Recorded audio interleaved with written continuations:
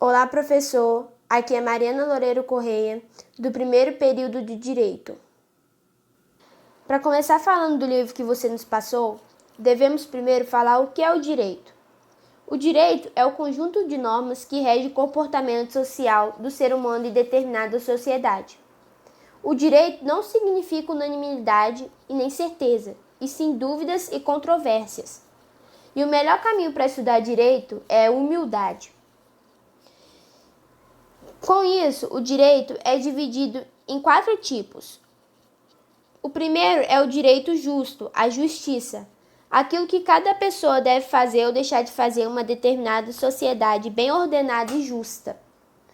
É aquilo que é reto ou correto de se fazer. Caracteriza como direito subjetivo. Cada um tem sua opinião do que é ser justo. Então, o que é justo para mim não é justo para outra pessoa. Vice-versa. Em segundo tipo, vem o direito como faculdade de agir.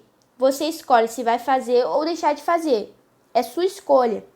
Só que também vem as consequências. Em outra parte, é cumprir determinada regra.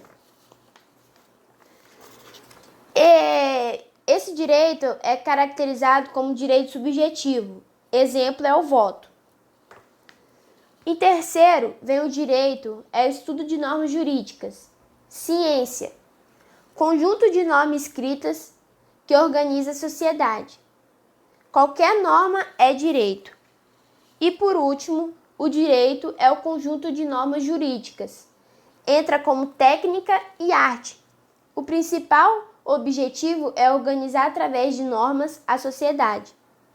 E essas normas são ditadas pelas autoridades competentes, que prevêem, em caso de violação, a imposição de penalidades por órgão do Estado. Então, afinal, o direito serve para resolver conflitos através de técnicas aplicadas. Bom, agora vamos para as 18 definições do direito.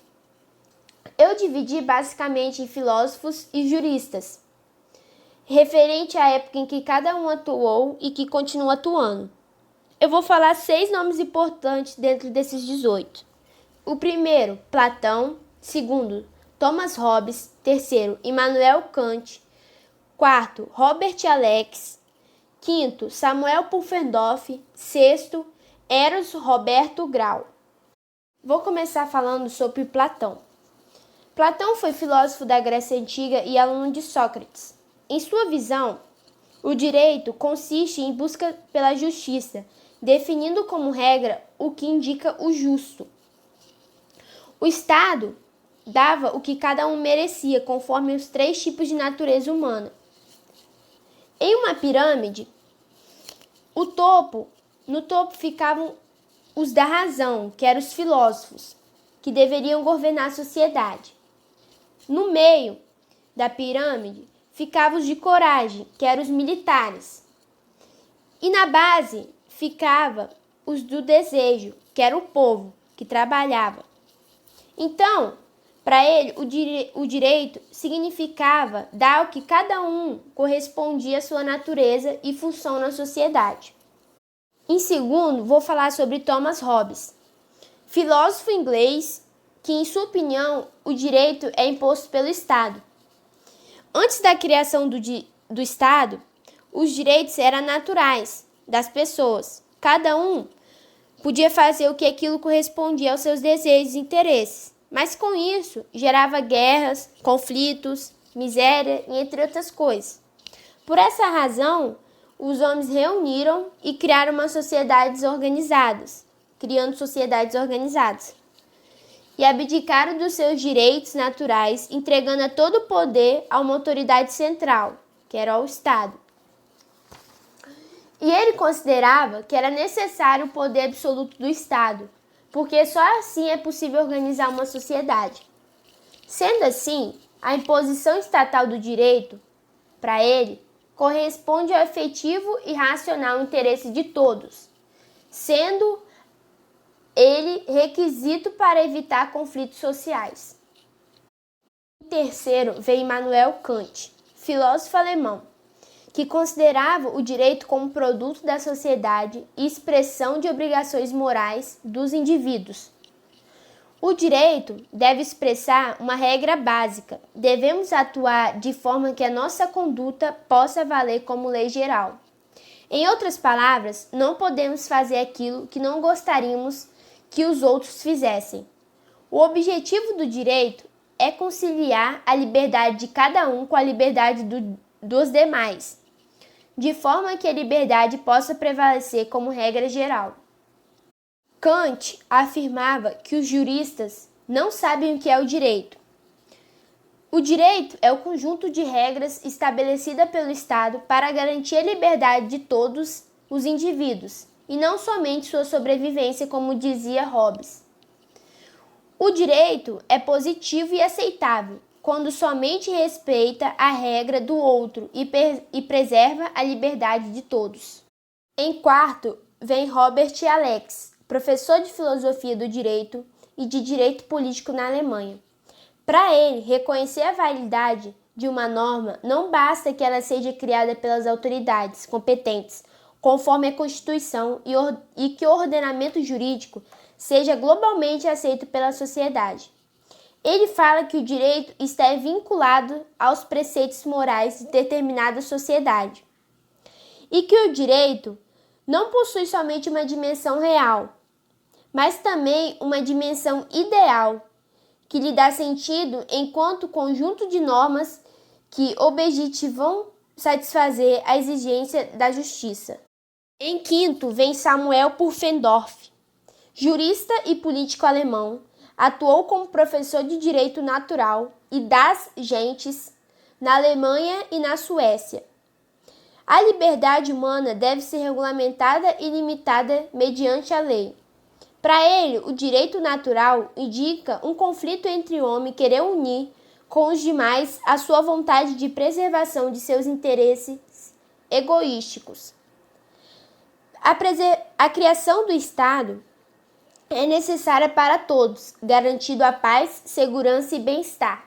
Com isso, possibilita o desenvolvimento da civilização.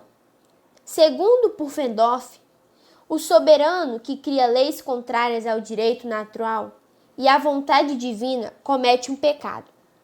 E por último, vem Eros Roberto Grau, professor de Direito da Universidade de São Paulo e ministro do Supremo Tribunal Federal, dedicando-se atualmente à advocacia. Seu objetivo é construir uma doutrina real do direito, fundamentada na observação das funções do direito na sociedade. A finalidade do direito e a solução de conflitos para encontrar um equilíbrio entre a liberdade do indivíduo e o interesse coletivo. E essa função é cumprida por meio de normas e decisões jurídicas que constituem um sistema. Para ele, o direito era dividido em dois: o direito pressuposto, que é o direito que surge da sociedade, à margem de uma vontade do individual dos homens, sendo um produto cultural, compreendendo normas, regras e especialmente princípios. Já em segundo, vem o direito posto. É aquele do Estado, que está a seu serviço. Um direito positivo, que regula, que não pode ser criado arbitralmente pelo legislador. Depois dessas definições, vieram as convergências das definições. A primeira é a relatividade histórica do direito, que a definição do direito não pode ser válida para toda a humanidade e para todos os tempos. Os filósofos dizem que o direito se encontra em todas as sociedades humanas, desde os primórdios da humanidade até nos dias atuais. Já os juristas adotam uma posição e acrescentam que o direito é imprescindível em qualquer forma de organização social. E depois vem o direito como dever ser social. O direito é o conjunto de regras que indicam aquilo que devemos ou não devemos fazer. Ele estabelece sempre um dever ser, uma série de mandamentos que devem ser seguidos pelos seres humanos. O direito não descreve aquilo que realmente acontece, não estuda aquilo que é, descreve e impõe aquilo que deve acontecer, aquilo que deve ser. Direito e correção. O direito é um dever ser de particular natureza. Ele é forte e ameaçador. Sua aplicação não só pode ser exigida, mas também imposta mediante a ameaça de penalidades que implicam, se for necessário, a utilização da violência física. Então, um dever ser cuja aplicação é garantida pelas ameaças de penalidades aplicáveis pelas autoridades estatais. Agora vem as divergências ideológicas nas definições. As divergências é devido ao fato de que cada uma adota uma ótica diferente devido às concepções filosóficas e científicas.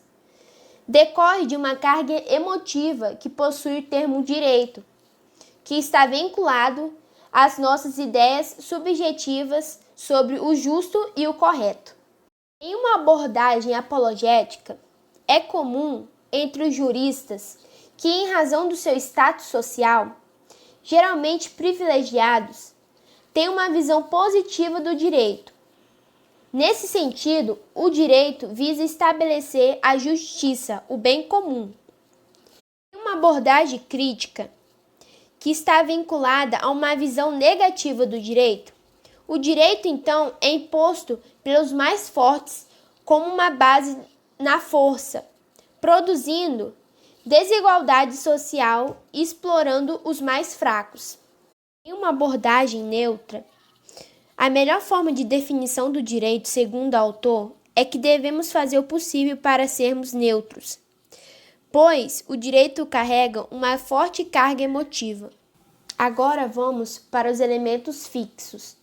A origem do direito pode ser oriundo do Estado ou das práticas sociais. A forma do direito pode ser escritos, leis e decisões dos tribunais ou costumeiros. O conteúdo do direito pode ser estável no tempo ou sofrendo mudanças. E por último, a definição normativa. Cada um deve defender sua posição e opinião, indicando a melhor forma para definir direito e justificando por quê. O autor indica aquilo que deve ser entendido como um direito e não simplesmente aquilo que os demais entendem como tal. Fim. Obrigada e até a próxima.